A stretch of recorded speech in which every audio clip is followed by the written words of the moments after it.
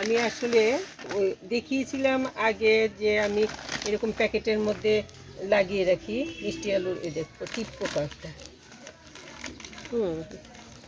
এই যে অনেক সুন্দর পোকাটা, পাতার মধ্যে তুলতে পারলে ভালো হতো। ব্যাকগ্রাউন্ডটা ভালোই আছে, দেখা যাচ্ছে, দেখা যাচ্ছে। হ্যাঁ, এই যে দেখেছিস পোকাটা?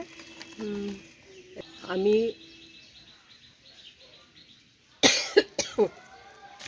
গাছ লাগানো দেখাই, ফসল তোলাটা তো দেখাই না। তো ভাবলাম আজকে এটার মধ্যে মিষ্টি আলু লাগিয়েছিলাম, তখন আমি একটা ভিডিও করেছিলাম, এটাতে নিশ্চয়ই কিছু হয়েছে। তো এই জন্য ভাবলাম আজকে এটা থেকে বের করে দেখাই। এই যে ছাদের উপরে আমরা ইচ্ছে করলে এরকম ছোট প্যাকেটে হলে পরে বেশি হবে না, অল্প হবে, এগুলো কেটে নিয়ে নিই। নিলে পরে টান খাচ্ছে খুব, তবু চলে যাচ্ছে আগাটা। তবু অল্প অল্প হলেও তো ছাদের উপরে যদি মিষ্টি আলু হয় তাহলে তো আমাদের লাভই হলো, ক্ষতি তো কিছু নেই। এতটুকু ছোট প্যাকেটের মধ্যে যদি মিষ্টি আলুটা হয় তাহলে। এই যে ছোটোবেলা দেখেছি টিপ পোকা এই যে গাছের মধ্যে এসছে, এত সুন্দর পোকাটা।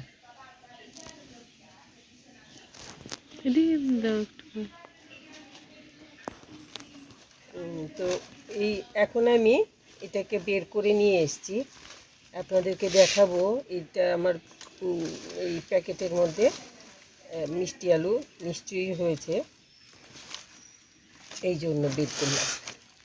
কিছু এই আগাগুলো কেটে নিলাম, নইলে পরে অনেক বিচি বিচি হয়েছে, সেগুলো অনেক বেশি হয়ে গেছে। জানি না এখন কতটুকু কী বেরোবে, আশা তো করছি নিশ্চয়ই মিষ্টি আলু বেরোবে। না বেরোলে তো ভিডিও হবে না, হাতে গ্লাভসটা পরে আসলে ভালো হতো। এই যে এই এতটুক প্যাকেটটার মধ্যে, এটা কিসের প্যাকেট? ডিটারজেন্টের মুড়ি? ও আচ্ছা, প্যাকেটের মধ্যে কিন্তু আমার মিষ্টি আলু ভালোই হয়েছে। এই এই যে একটা হয়েছে, রাঙা আলু বলে যেগুলো, ওইগুলো আর কি আমরা এখানে মিষ্টি আলু বলি এগুলোকে। মিষ্টি মিষ্টি হয় তো, তো এগুলোকে মিষ্টি আলু। আর একটু বড় হতো, আমি তুলে ফেললাম। যাই হোক, এইখানে না শেকড় হয়ে যাচ্ছে, আর বড় হতো না না। এই আরেকটা, আরেকটু হতো,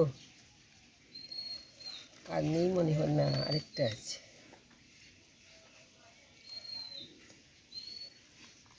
ও বাবা, আরও আছে তো। না খুরপিটা নিয়ে না, না না, খুরপি দিয়ে হবে না, খুরপি দিয়ে নষ্ট হয়ে যাবে। আর নেই, শেষ। তো এই এই যে মিষ্টি আলুগুলোকে এইভাবে আবার আমি এই প্যাকেটটার মধ্যেই হাতটা একটু ধুয়ে নিই। তো এগুলো একটুখানি আমি জলের মধ্যে একটু ধুয়ে দেখাই আপনাদেরকে। এটাও মনে হয় আলু। না না, এটা একটু আলু। একটুখানি যত্ন করে একটু সারটার মিশিয়ে মাটিটা বসালে পরে ও পোকাতে খেয়েও ফেলছে। হ্যাঁ, আরও হয়েছিল বোধহয়, এই যে পোকাতে খেতে শুরু করে দিয়েছে। বৃষ্টি, এত বৃষ্টি আমাদের এখানে, বৃষ্টির যন্ত্রণায় কিচ্ছুই ইয়ে করা যায় না। তো আমি অনেক যন্ত্রপাতি নিয়ে এসেছিলাম, কোনো কিছুই দরকার পড়েনি।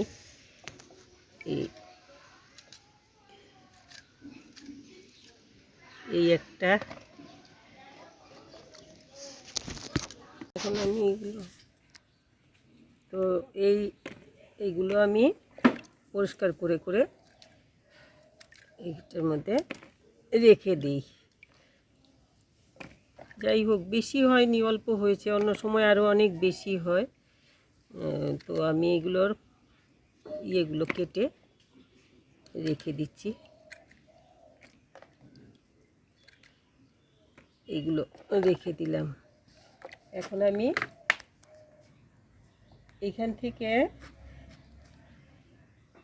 এইটা তো ভালো না, এইটা এই টুকরোগুলো নিয়ে নিয়েছি, এই আলুর থেকে এই টুকরোগুলো বেরিয়েছে, এই যে আলুর জায়গাগুলো বাদ দিয়ে এই টুকরোগুলো বেরিয়েছে, এইগুলো আমি লাগিয়ে দেব। লাগালে পরে তো আবার গাছ হয়ে যাবে।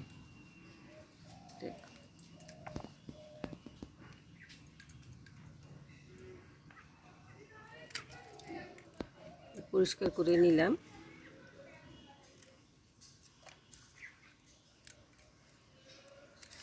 এটা তো সুন্দর চারার মতো আছে, এটাও লাগিয়ে দেব। দেখি আর ওইখান থেকে এইগুলো পরিষ্কার করে ফেলবো। আসলে ওই দিকটাতে এটা থেকে বেরিয়ে গিয়ে ওইদিকে আরও হয়েছে, ওইগুলো এখন এক্ষুনি আমি তুলে আনতে পারছি না, নইলে ওইখানে হয়তো নিচে হয়ে রয়েছে।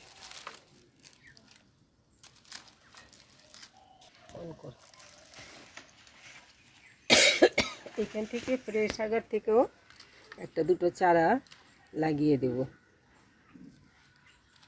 পাতাগুলো ফেলে দিই, পাতাগুলোর মধ্যে খুব পোকা হয়েছে। এই পাতাগুলো ভালো আছে, দুটো পাতা থাক, ব্যাস এতটুক লাগিয়ে দেব। একটু গোবর সারটা দিয়ে লাগালে ভালো হতো, আমি তো আনিনি কিচ্ছু।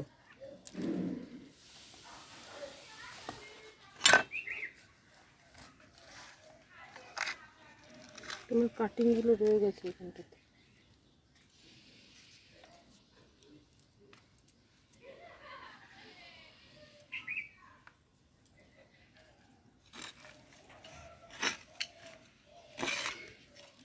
এটার মধ্যে একটুখানি আমি একটু গোবর সার মিশিয়ে দেব। তো এইবারের আলুগুলো বেশি স্বাস্থ্য ভালো হয়নি, তো একদম বেশি ছোট ছোট হয়েছে।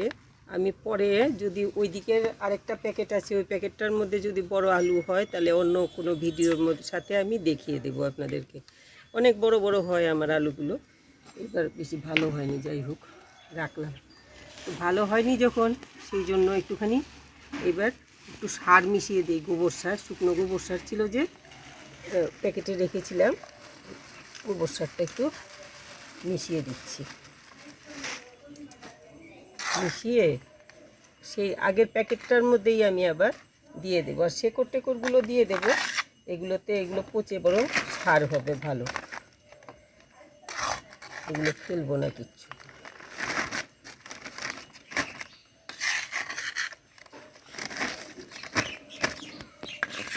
এই ইয়েটা ভালো আছে, কর্মীর মতো কাজ হয়। আমি এইগুলো দিয়ে দিচ্ছি, এগুলো তো পচে যাবে, পচে সার হয়ে যাবে। আবার 3-4 মাস পরে আবার বের করলে আবার মিষ্টি আলু পাওয়া যাবে। আমি আগেরগুলো নিশ্চয়ই নষ্ট হয়ে গেছে, এগুলো ফ্রেশ হচ্ছিল, আবার আমি দেরি করে ফেলছি তো অনেক তুলতে। এগুলো করতে লাগে থাক, পচে সে সার হবে গাছের।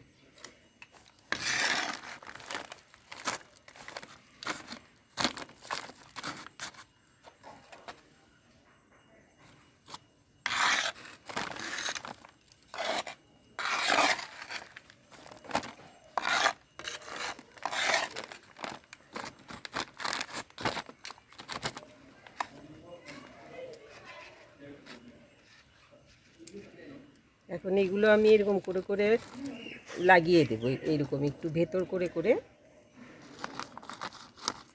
তলায় গিয়ে, শেকড়গুলো তলায় গিয়ে গাছ হয়ে যাবে, হয়ে ওইখানে আলু ধরবে।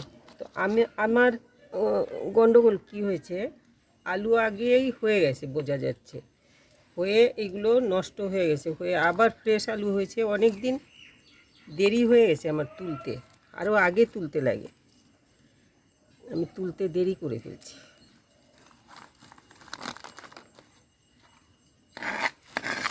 একটু মাটি দিয়ে দিই এগুলোর ওপরে।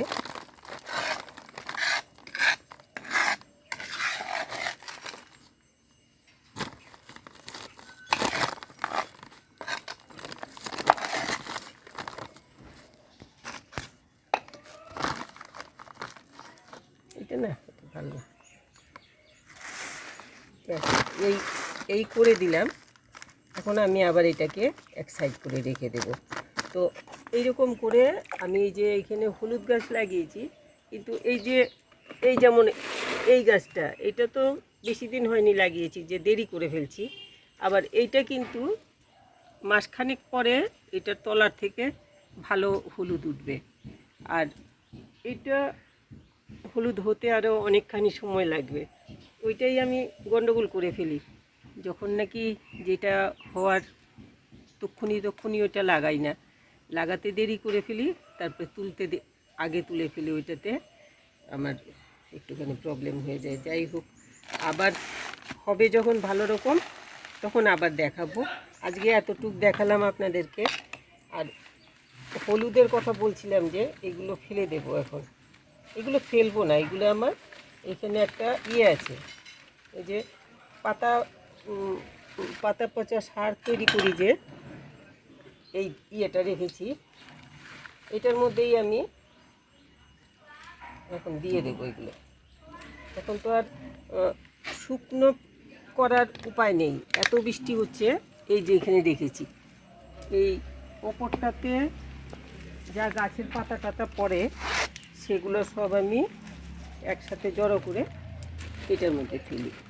শুকনো পাতাই সব, আর অল্প স্বল্প এরকম কাঁচা পাতাও দিয়ে দিই। এই যে ভেতরে পুরো শুকনো পাতা, এই যে সব শুকনো পাতা, তো এটার মধ্যে দিয়ে দিলাম। এখন এমনি ফেলে তো একটা করতে গিয়ে আরেকটা করে ফেলি আর কি। ওই বস্তাটার মধ্যে আমি এখন এগুলো রাখলাম। এটা তো পচতে অন্তত পক্ষে 2.5-3 মাস লেগে যায়। আর বিশেষ করে আমার এই তেজপাতাগুলো, এগুলো পচতে বেশি সময় লাগে। এগুলো তো শক্ত, এই যে উপরে এটা তেজপাতা গাছ। কাঁঠাল পাতাটাতে এগুলো পচে যায় তাড়াতাড়ি, অন্য ফুল গাছের পাতা টাতা এগুলো তাড়াতাড়ি পচে যায়, শুকনো পাতা। কিন্তু তেজপাতাটা সহজে পচতে চায় না, অনেক দেরি হয়। তো ওই জন্য এগুলোর মধ্যে আমি এগুলোও দিয়ে দিলাম। একটু ভিজা পাতা টাতা থাকলে তো ওইটা ভালো হবে। আমি বিশেষ করে এই আমার মিষ্টি আলু দেখানোর জন্য এটা করলাম, কিন্তু আলুগুলো আরও বড় হতো আর কি, আমি আগে তুলে ফেলছি। এই যে এখন পোকাতে খেয়ে ফেলতো। না, ওই পোকাতেও ধরেছে, আমি তো লক্ষ্য করিনি একদম। এইখানটার মধ্যে ওই চিপাতে ছিল, তো পোকাতেও খেয়েছে, এই জন্য এরকম ইয়ে হয়েছে। যাই হোক, একটু এইবার আমার সববার তো ফসল সমান হয় না, কোনো বার পোকার অ্যাটাক হয়, কত কিছু মানুষের বড় বড় যারা নাকি কৃষি করে, ওদেরও এরকম একবার ফসল নষ্ট হয়ে যায়। আমার ফসলটাও এবার বেশি ভালো হয়নি। যাই হোক, তবু এইভাবে আপনারা করতে পারবেন। এটা তো অন্তত পক্ষে 2 দিন খাওয়া যাবে রান্না করে, নিজের গাছের জিনিস। তো এইভাবে ছাদে যা হোক, একটা বস্তা টস্তার মধ্যে লাগালে এরকম এতখানি বড় হয়। বস্তা না, আমি বড় একটা টবে লাগিয়েছিলাম, ওইটাই এতখানি বড়, এরকম মোটা হয়েছে। প্যাকেটটার মধ্যে পোকাতে ধরে গেছে। তো এইভাবে আপনারা করতে পারবেন। আর তো কি বলবো, আগে তো আমি দেখিয়েছি মিষ্টি আলু গাছ কীভাবে লাগাবেন, রাঙা আলু গাছ কীভাবে লাগাবেন। একই জিনিস এক এক জায়গায় এক একটা নামে বলে, তো আমি দুটো নামই বললাম আর কি। তো আপনারা করুন। রাঙা আলু কিন্তু স্বাস্থ্যের পক্ষে খুব ভালো, অনেক পরিমাণে এটাতে আয়রন থাকে। হিমোগ্লোবিনের প্রবলেম যাদের, ওদের খেলে পরে খুব ভালো হয়। আর পাতাও তো খেতে ভালো। হ্যাঁ, আর এইগুলোর যে আগাগুলো, এরকম আগাগুলো, এগুলো শাক খাওয়া যায়।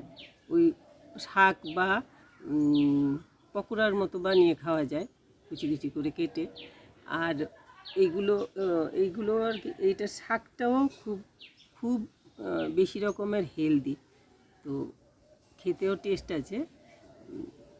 মিষ্টি আলু লাগাতে পারেন সারা বছরই আর কি। একবার লাগানোর 3 মাস পরে তুলে ফেলতে লাগে। আমার এটা 6 মাস হয়ে গেছে, এই জন্যই এইগুলো যেগুলো হয়েছিল ওইগুলো নষ্ট হয়ে গেছে, পোকাতে খেয়ে ফেলছে, আবার নতুন হচ্ছিল আর কি। তো আমি তো খেয়াল করিনি, তুলে ফেলছি। যাই হোক, আপনারা সবাই করুন। আলু করতে পারেন, মিষ্টি আলু, রাঙা আলু ছাদে করতে পারেন। এটাতে আলুও পাবেন, আবার শাকও খেতে পারবেন, শাক পকোড়া যা হোক এই সমস্ত খেতে পারবেন। তো আপনারা করুন, আর সবাই খুব ভালো থাকবেন।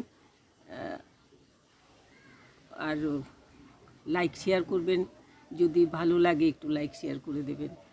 খুব ভালো থাকবেন সবাই। আজকে আর বলছি না।